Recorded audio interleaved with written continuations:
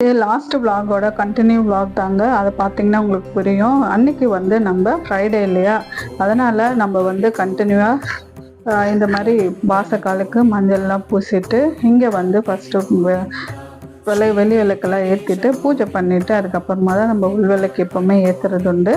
அந்த மாதிரி தான் அன்றைக்குமே செஞ்சுருந்தேன். வெள்ளிக்கிழமை லாஸ்ட் வீக்கு வந்து ஹோரை நேர பூஜை தான் பண்ணியிருந்தேன். இந்த வாரமும் நம்ம வந்து மதியம் 1 to 2 ஹோரை நேர பூஜை தான் வெள்ளிக்கிழமை பண்ணியிருந்தோங்க. இந்த பூஜை முடிஞ்ச உடனே ஒரு சர்ப்ரைஸாக ஒன்று வந்ததுங்க. அது வந்து நான் முன்னாடி ஆர்டர் போட்டிருந்தேன், ஆனால் அது வெள்ளிக்கிழமை வரும்னு எனக்குமே தெரியாது. அவங்க 3 நாள் கிட்ட டைம் சொல்லியிருந்தாங்க.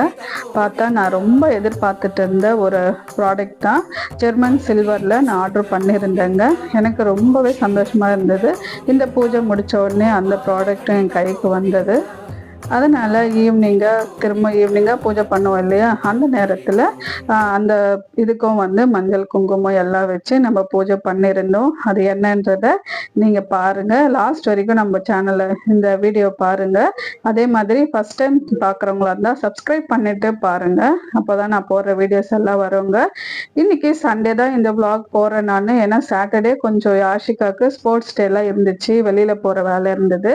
அதோட வீடியோ கண்டினியூ உங்களுக்கு அடுத்து வரும், கண்டிப்பா பாருங்க. அதனால தான் நேற்று வந்து சாட்டர்டே விலாக் வந்து பெருசாக எதுவும் போட முடியல. ஃப்ரைடே விலாகே நேற்றா போட்டிருந்தேன்.